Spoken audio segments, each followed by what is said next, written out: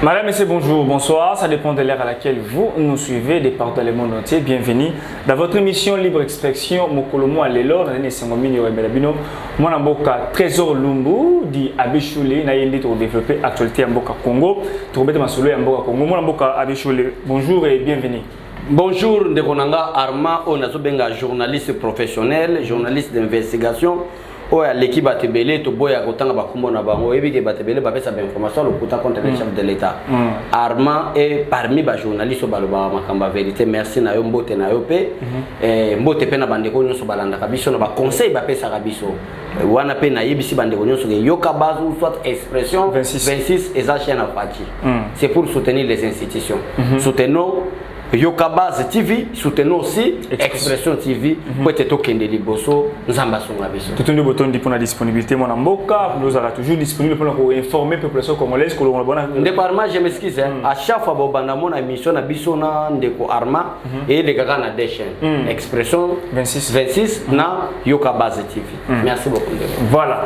Merci beaucoup de nous avoir toujours disponible pour informer la population congolaise que l'on a bango na ben tox que l'on a fake news. O balingi pour l'information solo mobile awa mon amboka tu vas directement dans l'information du jour tu vas dans la page rose donc le 9 mars 2022 jour pour jour mon amboka maman Denise Nyakeru a fêté anniversaire mon lelo abotama lelo botama ila munayo first lady maman ya boboto la tendre mère botama ila munayo maman Denise Nyakeru on a invité pour souhaiter. Merci vraiment maman, c'est notre maman bisoto benga ke na IDPS maman nationale. Bible nous dit c'est lui qui trouve une femme trouve le bonheur. Mais alors quelle femme? Ma femme il faut baser la lokola ba maman Denise Nyakeru. Tout à fait. Les lots tozala 9. Le bizarre les 8 journées de la femme. Oyo to yebi déjà émancipation de la femme ndenge salima na monde. Vraiment toi na posa ba femme intelligente. Toi na ba femme posa ba femme sage.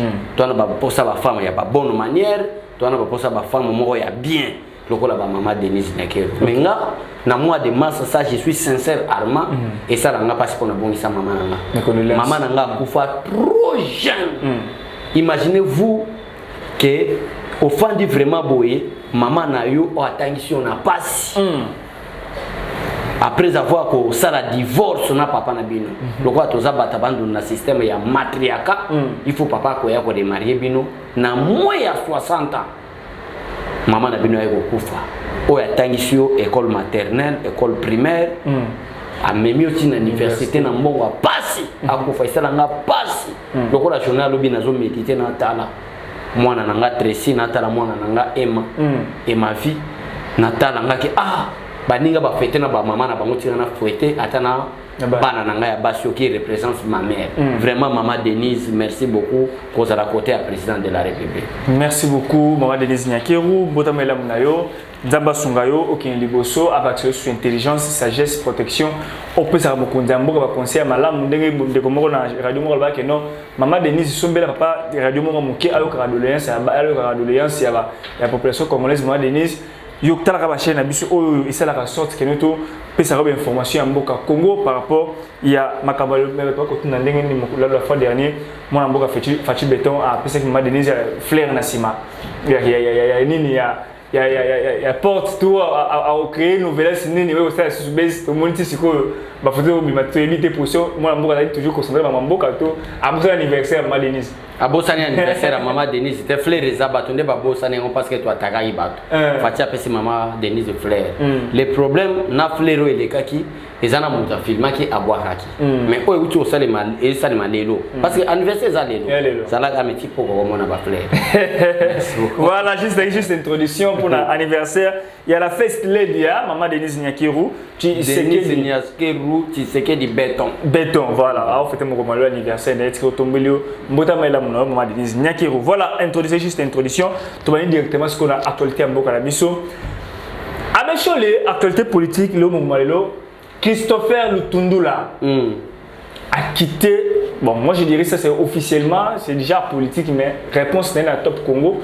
Et nous voulons non, moi en Boka Christopher Lutundula a quitté Moïse Katumbi Tchapo. Que non, le Moïse Katumbi est candidat président de la République en 2023. Il est à cause de la caca. Asima, il y a fait ce que tu le mot pour nous répéter sur Madame Suessika. Où il faut ça en sorte que non, à continuer une mission pour la bien-être il y a peuple congolais. Malheureusement par rapport d'abord réaction que vous avez par rapport il y a actualité on a pour qu'on a tout Congo. Ce qui Christopher Lutundula c'est l'actuel ministre des Affaires étrangères. Comme si passeport passe. Comme si passeport passe. Merci beaucoup. IDP ses alliés et bon barabami yibité.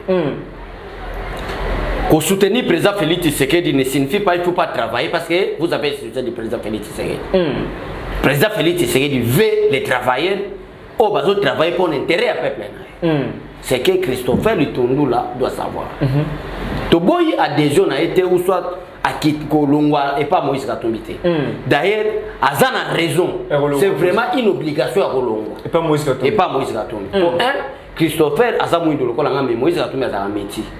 C'est pratiquement impossible de soutenir un métier à la tête du pays, un métier comme candidat président de la République à la tête de la République démocratique du Congo. C'est pratiquement impossible. Donc, c'est vraiment une obligation de Christopher Lutundula de quitter Moïse Katumbi. Okay. Mais ce que Christopher doit savoir, que le président Félix Tshisekedi veut réellement des bons ministres. Il y a le ministre des Affaires étrangères. Azana attribution au l'État congolais appelle ça en tant que ministre des Affaires étrangères. Oh yé et sengeli ya sala. Ba passeport et le salaire qui a 2500 $250. Président Félix Tshisekedi soucié de son peuple à qui tient on a $99. Cela veut dire si vous avez $100 au PC, vous avez $1. 2000 faut tu poste minimum. Au minimum vous transport aux Inda.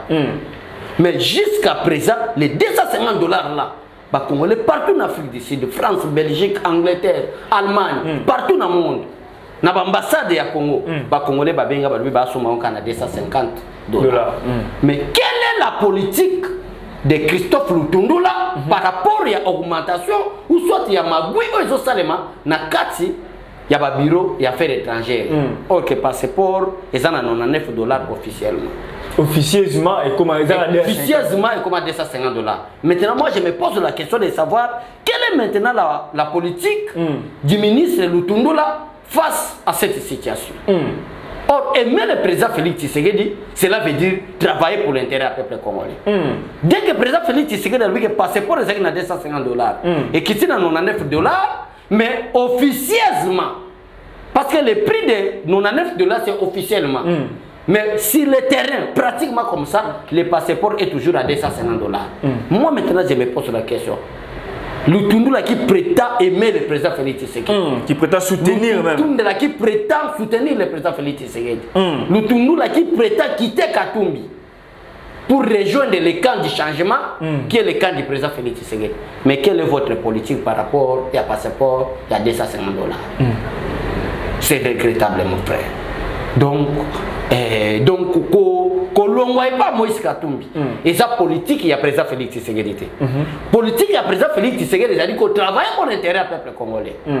Il y a même ezana mutumoko ya lamuka on a bossé ni comme les banomaye inspecteur na IGF Steve Kimvwata qui insultait le président Félix Tshisekedi matin midi soir, mais c'est toujours le président là qui l'a nommé ou qui l'a fait comme inspecteur à l'IGF. C'est-à-dire, quelle est la politique du président Félix Tshisekedi? Le président Félix Tshisekedi veut un changement. Le président Félix Tshisekedi a l'amour des Congolais. Il y a un gouvernement, il y a un conseiller, il y a un Congolais. Donc, Kolongwa et pas Moïse Katumbi na chité wana pour le makambo état de Lutundula. Et ça dit preuve que vous aimez le président Félix Tshisekedi. Parce que, par contre, Kolongwa et pas Moïse Katumbi, c'est une obligation pour Lutundula. Parce que Moïse Katumbi n'est pas notre frère. Moïse Katumbi sera sanctionné dans l'élection il y a 2023 par la Constitution et les lois de la République parce qu'il n'est pas de père et de mère congolais. Ok. Voilà. Merci. Déboucher parce qu'il est intelligent, parce qu'il a apporté plus dans l'union sacrée. Voilà pourquoi moi, je fait ce qu'il déboucher pour le monde permet à Moïse Katumbi. Parce que le Tundula fait partie d'un cofondateur, il y a un parti politique, il y a l'Assemblée pour la République et Moïse Katumbi. En tout cas, Ezana et Logomo a apporté dans l'union sacrée. Par contre, s'il y a des ministres médiocres, dans sa face, c'est un bon journaliste. S'il y a des ministres médiocres, on a senga remaniement coûte que coûte pour que Lutundu la longo parce que c'est Lutundu qui est peut-être le premier ba finga biso bataille de pesto ma elete totanga tete gérer mboka ndenge mais lelo ba ministre o bazo sala fierté ya mboka ba yebani ba ministre IDPS Nicolas Kazadi. Ah oui. Ministre IDPS. Oh bah c'est mbongo to mata chaque à mois, chaque jour. Mbongo zo bakisama pour que ça l'était ya la mbongo belé. Makambo eza batante ya peuple congolais et que ça la réaliser ce que ministre finance ezo sala musala malam. Nicolas Kazadi. Nicolas Kazadi. Membre de l'IDPS. Makambo zo sala depuis 1960. Ministre liboso sala mweza Nicolas Kazadi. Yango zo mona sana ba combat belé. Batebele bazoluka ba combattre. Soko petit boy, gratuité et enseignement qui n'a jamais été inapplicabilité pour le régime de Kabila. Mais le régime du président Félix Tshisekedi doit appliquer par Tony Mwaba. Et puis Mikolo, Kimia, ça marche, c'est le côté. Donc, le ministre, on va respecter vision IDPS. Vision, pardon, il y a chef de l'État. Et ça, le ministre va outil dans la classe IDPS. Va outil dans la partie politique IDPS. Les lots, il y a un marché au Salim. Il y a un syndicaliste, silence. Après le dialogue, il y a un beau la loge. Bayokani. Félicitations, Tony Mwamba. Moi, on a IDPS. Mais par contre, les bateaux vont se mettre terreur. Désordre. Le ministre, on va outil Liban IDPS. Le col à Christophe Lutongo. Parce que oui, parce qui n'applique pas la vision du chef de l'État par rapport à ma passeport. Le chef de l'État est un garant de la nation à se débattre, à changer entreprise, à changer prix à passeport. Après ça, accès à Congolais, nous avons un passeport, on a un passeport Liban d'Amboka. Mais quelle est la politique de Christophe Lutongo? Donc, Lutundu, pour amener le président Félix Tshisekedi, ne peut pas quitter physiquement Moïse Katumbi. Mais il doit d'abord quitter spirituellement, et psychologiquement et intellectuellement Moïse Katumbi. Comment? C'est-à-dire politique ou azon memana union sacrée sa politique à Katumbi. Tout en sachant qu'il a quitté Katumbi. Merci Ndeboara. Maintenant, il y a une précision par rapport à moi. Christophe Lutundu a déclaré officiellement que non, moi je soutiens Félix Tshisekedi. Mais Daniel Safou a lobby. Ezali alors la corbillard politique quand même na liwa politique te kolanda sa peut-être de quoi na kati yoka question ana de kolanda Daniel sa peut-être tu es un homme bon, tu es un homme beau, tu es un homme intelligent, tu es un homme sage kolanda kama maloba oyo honorable Daniel sa fois honorable. Il est élu du peuple. Non, Kolanda Daniel Safou. Azo majorité a gagné nani mwana mboka Augustin Kabuya na Mwamba. Augustin Kabuya bimaki député national. Mais Batakabila lokwa bazako gérer mboka balinga te ba pesa ko bato. Ba pesa chance na bato bazana confiance à chef de l'État, bato ba respecter futur chef de l'État mais Augustin Kabuya a été élu. Yango zo mona na régime Kabila bazako bimisaka bato peut-être amela kamwa diamba. Mona suba garandaku ozomona asala mwa makamwa mabe asala ka trop un homme immoral ba bimisa député nde ya mwa zoma bato wana ba bima ba député oyebi batango Daniel Safou tenalo donc kolanda Daniel Safou c'est un homme intelligent mais en fait la réaction elle est quand même un choc quand même quand il dit non jamais bilan il y a mon condambo que la partager par la bateau belé que la partager te fou moi ka remema quoi na yi kulus na yi moko mais Félix c'est que ça na remema quoi na yi ma quoi na yi bilan mais quand je parle de la gratuité les akura tozo memati quand je parle du bon fonctionnement du ministère des finances les akura tozo monati tozo landa tant tozo le baké Congo et zongi na kati ba concert des nations les akura tozo memati Félix c'est que ça na memema quoi na yi yanga biso pe ba communicateur président Félix c'est to memema quoi mais bilan ngi lutundo e mol baby libana mbo ke no ba partager entre Bemba Moïse Katumbi alobaki yango era za kozala na politique ya Moïse Katumbi c'est Moïse Katumbi qui avait imposé dans Lutundu là le babongo mais lelo pourquoi Lutundu l'a quitté parce que la Monique Moïse Katumbi est à certain homme politique sans vision sans organisation sans une bonne pensée politique néanmoins Lutundu l'a quitté mais le rôle a quitté a appliqué ce qu'on appelle la vision du chef de l'État pour ton dimanche a changé quand vous parlez par la bouche que vous avez quitté Katumbi et que c'est des pratiques sur le terrain et que vous avez la vision de Katumbi c'est que vous n'avez pas quitté vous en avez la politique bana mboka to évoluer toujours en traité mboka na biso to avancer malembe to dans les cambo itali révision ya constitution et donc au pays la moto makasi na résidence sur la toile entre mona mboka autobengi na kombo ya Olivier Kamitatu. Oya Mondele. Métis. Métis. Olivier Kamitatu. Olivier Kamitatu. Merci beaucoup, mais na défense déjà, le quoi, la politique à Moïse, il y a Olivier Kamitatu. Na cause à la télé, on a pris Olivier Kamitatu, pamba. Il y a moi qui opposé la question, Moïse, Olivier Kamitatu, il faut expliquer Bicho. Maman n'a pas de mouindou le Rolanga. Papa n'a pas de mouindou le Rolanga. Par quel miracle du Seigneur a boté ma métier? On a posé question. Il faut expliquer avant na l'Obama Kamuso pour tata la Kamitatu, un grand politicien congolais. Il paraît-il, na le Bible, il paraît-il. Date il y a le 30 juin 1960, indépendance, c'est ça. Date Oyo, Kamitatu m'a tapé ça date wana. Tout ça le 30 juin. Il paraît-il. On avait mission pour politicien belé balo bagi Kamitatu m'a tapé ça date wana. Ya wana bi il paraît-il, bata belé balo bi bongo. Mais aza mutu mwindu mutu sa hivi Olivier Kamitatu. Mama Kamitatu mutu mwindu batabasimani bana banundu awa. Oh. Na so ebisa moi je suis di banundu. Malgré musika na bango na kota idiofa. Côté abandundu na kikwito leki osala ko ke kota Chikapa. Idiofa za na mboka na ngeza wana. Bango baza kota bolungu koto. Ba Olivier Kamitatu ameti. Nde ngana zo kamo. Babenga ke Olivier Kamitatu soit disant moi na papa Kamitatu.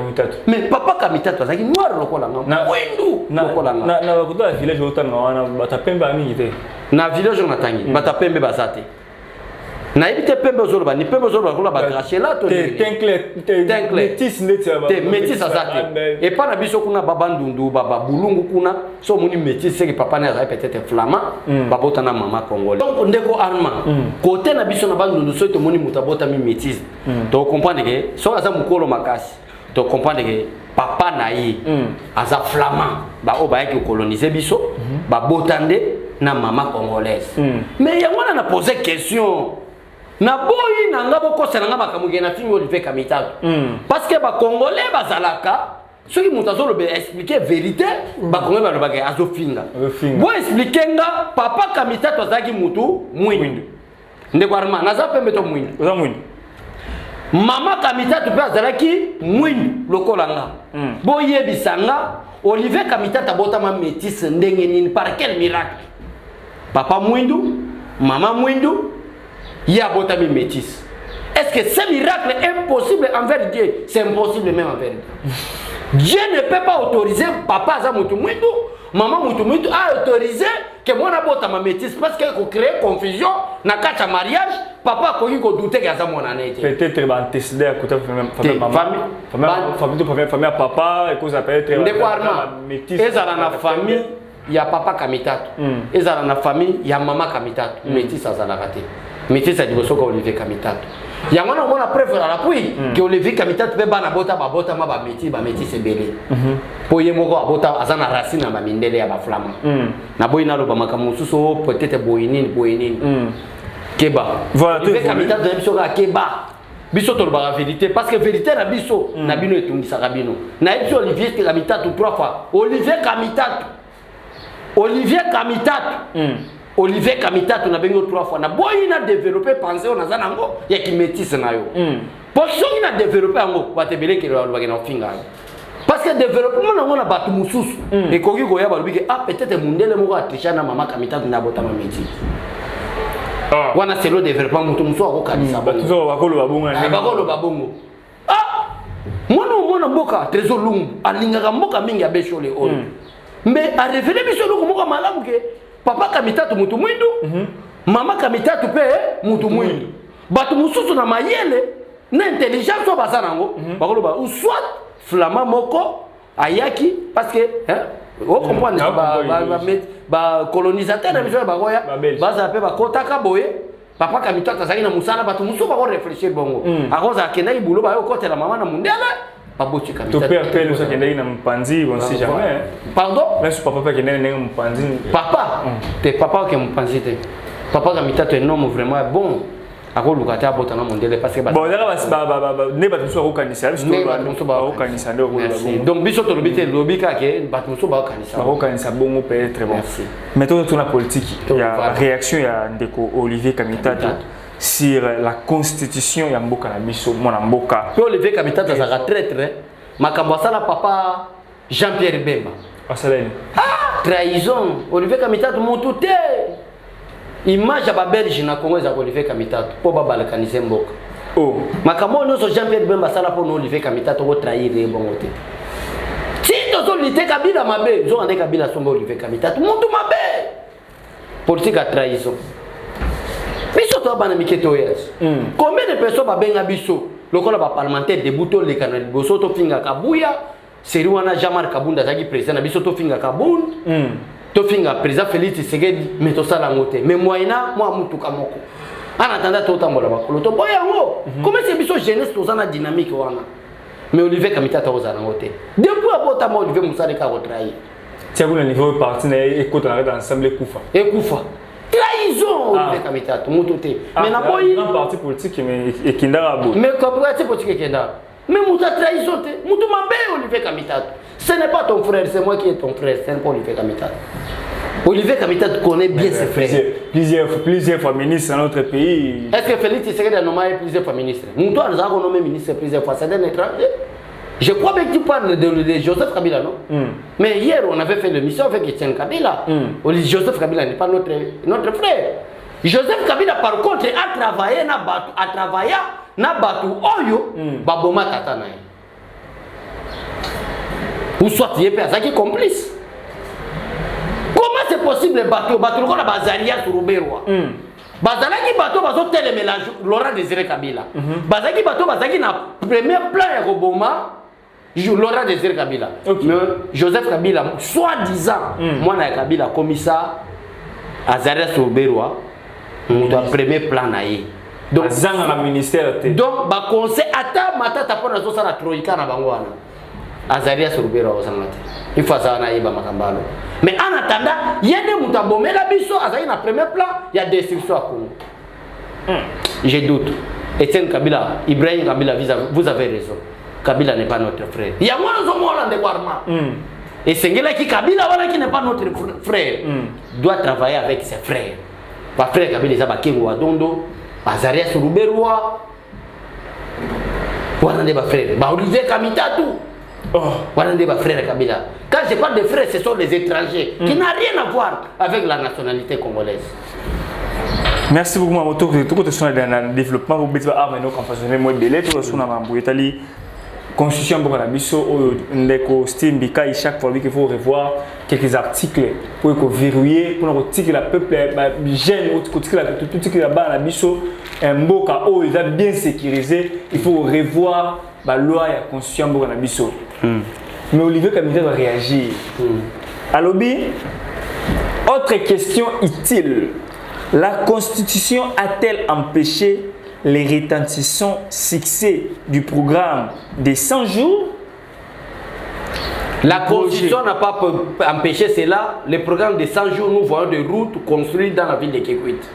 La ville de Kikwit qui n'avait pas de routes praticables est maintenant construite par le programme des 100 jours. Il y a des détournements aussi. Il y avait des détournements, c'est la raison pour laquelle IGF a fait un rapport à parquet, parquet au Kangabatebele. Togobo ya Makabwana. Programme à 100 jours de tir à l'empêcher Tendekona. Olivier Kamitatu Keba. Olivier Kamitatu n'a pas bon à Moussa Bana Libabe. Les enfants de malédiction. Aux autres combats, mais aux hommes, on n'a pas wana. Parce que papa Kamitatu a bota bana. Mais on va fêter pour l'instant jour banda ko silate. Banda ko silate. Quand je silate. Banda ko quand silate mais kende lelo banda ko quand silate de ko arma parce qu'il y avait les détournements. J'ai accepté le programme il y a des détournements au Biawa. Mais na détournement on a ba conséquences il y a qui ni tomona ba arrestation ba vital caméra. On va bimbi la prison. Abimi la prison té mais à liberté provisoire. Il y a une grande différence entre sortie et la liberté provisoire. Alobi est-ce qu'il y a un péché qui est aussi ce projet qui les gelou aux affaires projet qui gèle les gelou qui les gelou qui les gelou et ça qui a empêché moi ba miyibi bazalaki c'est tout un système. Kabila taki système moko ya miyibi Kabila taki système moko ko modifier constitution pour empêcher l'actuel chef de l'État Félix Tshisekedi à travailler malamoté. Quand Olivier Kamitatu parle que constitution au bolingo révisé est-ce qu'il y a un péché qui Pas programme mobile vous avez ça qui est liboso. Mais oui, parce que programme est qui est la gouvernement. Mais comment est-ce que le président Félix Tshisekedi a au gouvernement tel que la constitution impose au président. Je parle bien impose au président à son article 78 que le président doit nommer le premier ministre au sein de la majorité parlementaire. Dès que le président de la République nomme son premier ministre à lui, mais de la majorité parlementaire, en attendant, lui-même à son parti politique n'a pas la majorité. C'est-à-dire, tous travailler avec la vision à Joseph Kabila. C'est là qui empêche le président Félix Tshisekedi. Mais Olivier Kamita Taïbi Makambo. Pourquoi Tolobera qui Makambo il y a Kabwana FCC cash? Parce que tu comprenais que FCC a un projet. Il y a nuire la vision à chef de l'État. Mais pourquoi la FCC va travailler dans le président Félix Tshisekedi? Parce que la Constitution a imposé à l'actuel chef de l'État que tu ne peux pas travailler seul, tu dois travailler avec les membres qui ont reçu la majorité parlementaire. Est-ce que Olivier Kabila a vu ma cambote de bonhomme? Albi projet Chile Jérôme Burkina Faso bulmo mona kasa indeni ni mona boka leli banzele zate kurezate maizate makamuzate chi ba finga ki président Félix Tshisekedi a ki kasa izala yozo mona bana basoma kama kasa izala parce que ba route za alfante. C'est Kabila qui a semé Nzala na Kasai. Parce que Kabila a qui Miba, ou Nzala qui acteur moko principal, il y a développement à Kasai. À Kabole, on a deux partis. Parti privé à Yé, mais n'a pas belé à Miba. L'aura désiré Kabila a en 97. Miba, il y a 50 millions. Wana biso moto kuta na DG ya Miba boy tamu kena toni mwaba. 52 millions a financé guerre. Il y a Afdel pour comment Kinshasa. Babé ngana dictateur Mboul. Jusqu'à présent, Miba zo lukate que l'état congolais a aidé. Mais bah donc ça 52 millions oyo ba edana Afdel ya mwana Mima de faillite. Où est le problème mon frère? Allo Biboui. Est-ce que qu'on revoit constitution de empêcher projet zéro tout na détournement de non construction ya banda ku ya GA francophonie bono maka DJ le maka DJ uta Belgique bono maka le rôle nani coordonnateur à la makambo ya construction cité ya GA francophonie ndeko nanga soko Olivier Kamita talo makambo na ko comprendre vraiment c'est un étranger. Oui c'est réellement c'est un étranger. Est-ce que Olivier Kamita a eu pouvoir pouvoir la séparation du pouvoir? Séparation du pouvoir. Est-ce que Olivier Kamita a eu autorité non ou soit Makaboto le Bezafré ou soit Olivier Kamita a un plateau et expression 26 ou soit a un plateau à Yokabas, tout ça la débat contradictoire naïe. Olivier Kamita c'est la liberté d'expression. Tout ça, le débat contradictoire. On pose une question. Moi, papa Kamita, nous sommes métis. En attendant, papa Kamita, métis. Mais zéro tout, c'est les conséquences. Il y a mauvaise gestion. Il y a l'actuel gouverneur de la province, Gentine Ngobila. Aza union sacrée. Aza union sacrée. Aza éli à peuple. De beaucoup ça peuple congolais. La majorité a des députés. Quelle est pourquoi on a bien la majorité? Parce que l'IDPS avait son candidat gouverneur. Oh Abimate. Oh Abimate. Nani dekonani Laura Batumon. Laura Batumon. Ce qui Laura Batumon a dit qu'il est gouverneur avec le province Kinshasa. Et que le programme zéro trou. Et ça c'est maintenant l'ingana lobake. C'est l'erreur du chef de l'État. L'IDPS a présenté candidat gouverneur pour respecter la vision du chef de l'État. C'était Laura Batumon. Mais PPD va une majorité. N'a pas de députés provinciaux. Et ce n'est pas le président de la République qui nomme le gouverneur. Les gouverneurs sont élus à la majorité des députés provinciaux. PPD n'a plus la Kinshasa, on a qui majorité. D'ailleurs, on a des requirements. Gentini pour respecter la vision de Joseph Kabila et non la vision du chef de l'État. Joseph Kabila, vision de Joseph Kabila, c'est comme on a des belles femmes, bateau fait sa minène, excusez pour le terme, pas jolie femme, il y a un monde, vision on est pas dans Jatini Ngobila. À qui qu'on la grand paix? Na soki likambu na ye soki pe mwasi na ye o babenga exodi yao. Exodi yao. Exodi yao. aye na yao mais à notre grande surprise na concert à Jibem Piano bakino bakolo baké Gentini Ngobila ki makina exodi yao baki soki wapi t'as la conséquence ya mauvaise gestion oh na rolobani ni ndeko na grand-père tutuka boy moi c'est alimo oh Gentini Ngobila bengi bakenda wapi na 23h donc Gentini Ngobila bengi sai bango toi il la femme d'autrui bakende soki wapi oh yeboka yebi place même ke 23h exodi ya kozonga 8h 9h na concert ici déjà bakenda yi wapende konanga toloba akina wa compagnie na hôtel la pongi pour ekokaki merci peut-être Sam voilà donc ozo bimisa mo wa l'état pour bengisa moi si mo boya zana ba festa minene avec une visite privée merci vous voyez les gens qui empêchent le développement ce n'est pas les présidents Félix mais nous avons un député, on a 12 députés, vous avez ces Gentini Ngobila. Mais les députés tous sont des corrompus. Ah non. Maintenant le bureau Félix va corrompu. Si Messi Balabala est le premier vice-président de l'Assemblée nationale, qui l'a fait premier vice-président de l'Assemblée nationale? C'est Gentini Ngobila. C'est le PPRD qui l'a fait. Toi tu crois vraiment que moi je suis député provincial dans la ville de Kinshasa? Makambo Gentini Azosala, je ne peux pas faire une motion d'interpellation. Ah, il faut expliquer. Ah, il faut expliquer. Attends, il faut la majorité à député. Mais ne fils que pour interpeller, à expliquer Bissot. Pourquoi Bengsi exodie? Et en plus, Babimine de 23h, si 9h du matin, mais à cause de Bissot qui est Bopeto. Les députés provinciaux à IDPS, mon frère, sont des foutis. Ils sont incapables de communiquer avec les sénateurs. Ils sont des voleurs, les députés provinciaux de l'IDPS. Tous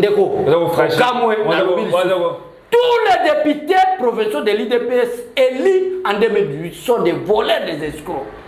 Parce que ils sont incapables. Il y a aussi la interpellation. La population a sanctionné en 2023. A sanctionné en 2023 pour que ça va voir na barman, na babécholé pour soutenir des visions à chef de l'État. Rentrer congé parlementaire en gros. Alors la base c'est besoin guité hein. Pour qu'il va voyage. Ba ke ba voyage na ba poto, ba musu ba bengisi basi ba yawa, ba musu ba ke na ba katanga, ba musu ba ke ba Afrique du Sud, ba soutenir les Afrique du Sud. Au lieu de travailler parce que ba Congo, ils en a ba qui nous sur les Afrique du Sud. Vraiment. Congé parlementaire, il faut zonger à la base. Zonger à la base. Parce que qu'est-ce que signifie un député? C'est un représentant du peuple. On est peuple, nous ne sommes pas pas chef de l'État. Batakingaba balongwa. Toké na chef de l'État. Tolegi boy. Batamumbele balongwe. Chef de l'État. Ba voter ba représentant na bango. Ba représentant wana erba okende na kingabwa. Jeko ayoki bango na kimbwa. Jeko ko ayoki bango na kingabwa. Jeko ko ayoki bango na mumbele. Parce que Mumbele Kingaba c'est toujours limité. Ayoki bango ake na assemblée provinciale. Tala na yoki batu ya Kingaba, batu ya député balobi boye. Batu Kingaba batu Mumbele balobi boye. Ba bengisi gouverneur sala boye na Kingaba, sala boye na député. Ce qui est ça makamu moko ça ba prérogative ya gouverneur te. Gouverneur bitinda ministère intérieur tinda président Félix Tshisekedi po basala. Mais tozui ba député ba ambianceur. Batu ba soutekeli ba boîte de nuit. Batu ba soutekeli ba nzoto ya exodi yao. Quel gouverneur a soutekeli nzoto exodi yao? A bénéficié pour passer la ambiance na bango mais à cause qui est bopeto. Peuple congolais la muka. Ngai président Gustave na yokason. Tozo sala organisation ne ni to benga na Gentini na pouvoir. Oh. Na zo ipsoma so. Na cinq na ba président parlement de Bounos bo région de vision na biso parce que biso toza ba corrompité to benga na Gentini. Mais ba wa soutenir kasi gouverneur boska bondé. Bana ba soutenir gouverneur. Et parlementaire de Bounos soutenir gouverneur. Il n'y a aucun parlementaire debout de l'élite qui soutient le gouverneur Gentini Ngobila. Néanmoins c'est un voleur. Non. Mais so ina yebi bango. Na yebi bango na mon image na même façon de parler la bango senti que c'est vrai. Oui. En tout cas bandeko ba soutenir Gentini Ngobila c'est leur question à journaliste. Bozonga na raison. Gentini c'était mal contre le président Félix Tshisekedi.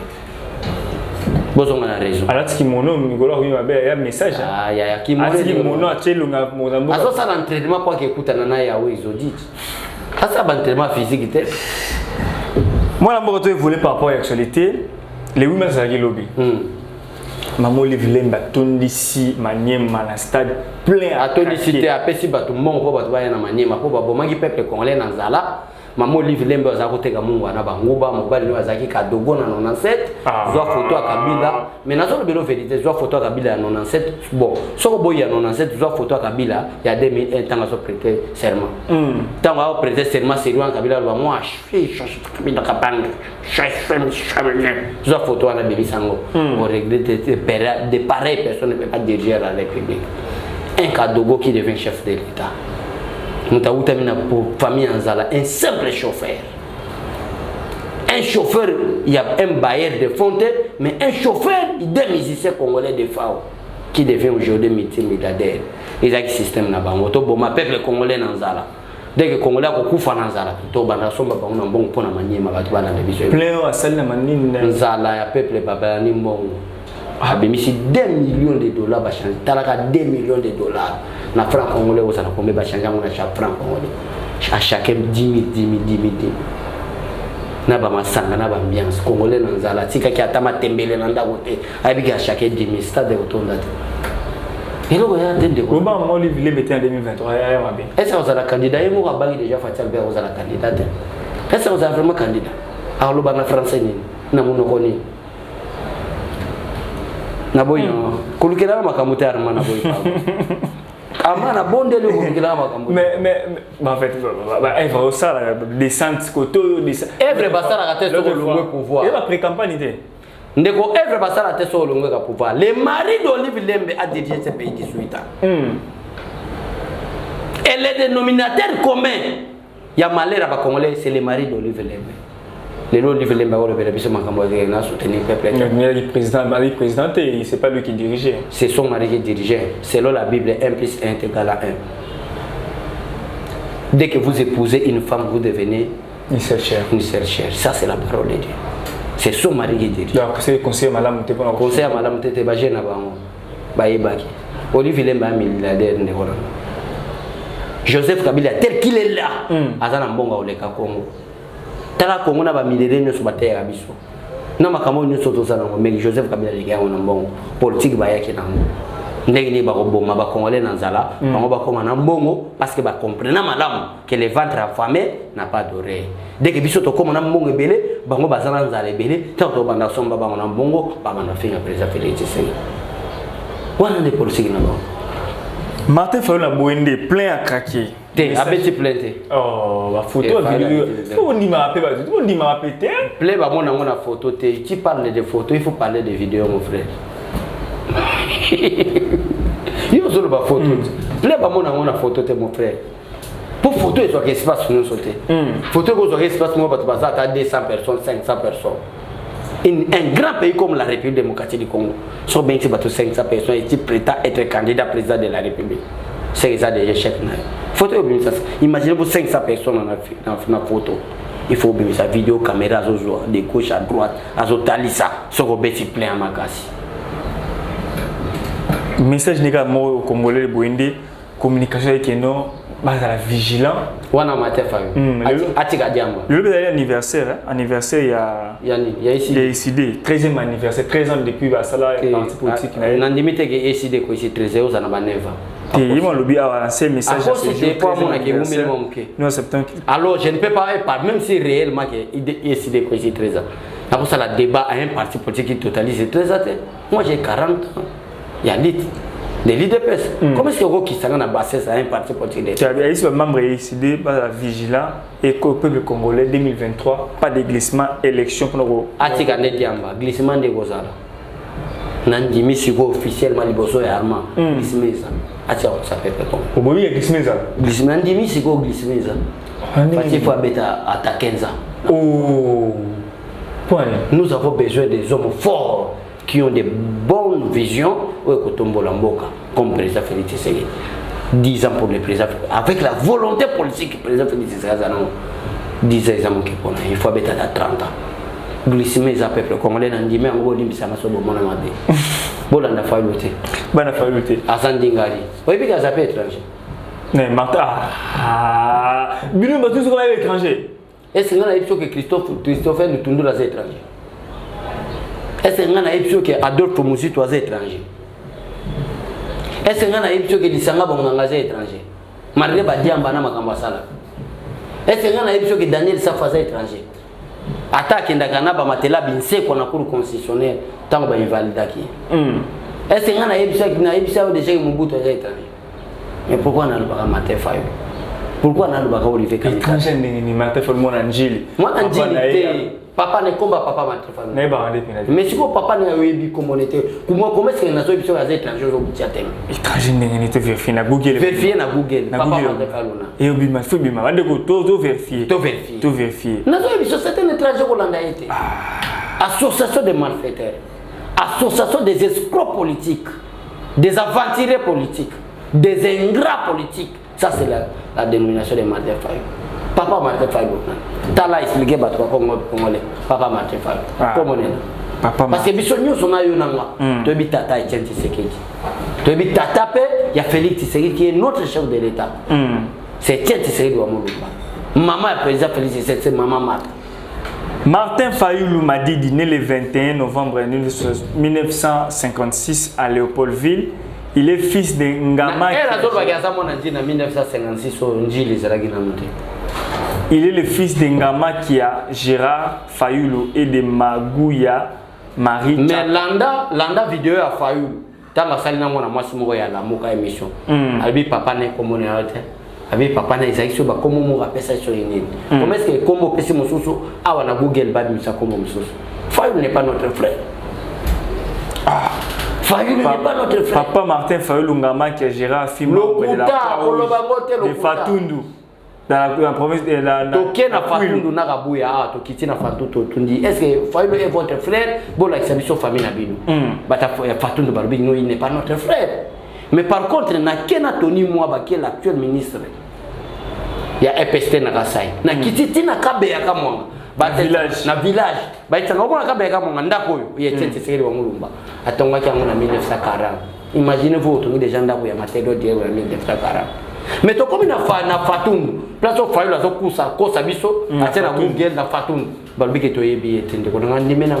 O journaliste maïle na opposante. Martin Fayulu n'est pas notre. Tu sous la recherche to. Ba 59 fois zo ba na se ba 50 combien dit les alagité.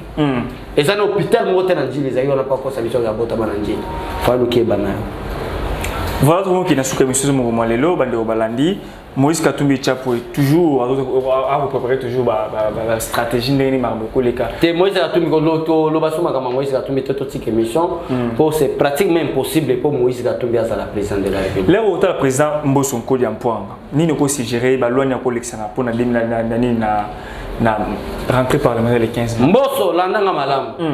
Ba loi on a suggéré loi des pères et des mères. Loi Tchani. Et ça la priorité dans la session en septembre parce que tu as une élection. Jamais tu as gagné pourquoi diriger les Congolais. Tu as Lyon parce que Congo est un Lyon. Ou soit un léopard pour diriger le Congo. Tu as un peu de cochon. Loi des pères et des mères est au quota. Cochon to pour Moko à diriger le Congolais. Et là on a eu un beau soir. Merci beaucoup Bande Obalandi, Bana Mboka na kati Mboka, na yambaki mo trésor Lumbu dit Abel Show le nene te développer ma solo ya Mboka Congo, tika na remercier mon vieux Fabrice Ngoyi Kazadi bourgmestre de la commune de la Gombe. Mon vieux toujours Musala Kitoko, merci beaucoup na yo Fabrice Ngoyi Kazadi. O sala Musala Kitoko Gombe bo peto na pesi mbote na Terry Amos depuis Canada pour na ville ya Ottawa na pesi mbote joyeux anniversaire na Jérémy Yaga mbote mela munayo na pesi yo bo nzaba sungayo OK liboso toujours depuis États-Unis na tika remercier ba obalanda biso le bana ya Mboka na kati ya Mboka ngami to komona mikomazali ko suki sunalité Ada na pesi mbote Ada joyeux anniversaire na yo Ada depuis Yolo kuna Yolo Nord Siraveni Niemba maître Ada na pesi mbote na yo motama elamu na yo ngami to komona mikomazali ko ya merci beaucoup na yo na sima ya caméra mona Mboka na montage Romeo mona Mboka eloko mona koloba bande ko biso nyonso to kutana la le 26 na 16e rue la fondation ya Maman Angèle Mpumbu, une grande dame qui vient des États-Unis d'Amérique pour soutenir vision chef de l'État à sa fondation na soutien chef de l'État. Biso to zabato mutu nyoso azo soutenir chef de l'état il faut ça nini il faut soutenir bisoni sur les 26 pe maman Angela zo ya le 21 na sengi na allemand le 21 to zala na aéroport Anjili to filmer maman Angel to ta la vision nae comment est-ce qu'on accompagner chef de l'état to zala maman Angel to zala wana vraiment nous serons là expérience 26 aux allana pour accompagner yo je crois base aux allana pour accompagner yo merci beaucoup na Jérémy Birikomo Vincent Birikomo Jérémy ça m'a venu à la tête mais Vincent Birikomo parce que mbote mon amboka ngala mitu komona mais comme ali ko yasu yesu nanu azongete bye.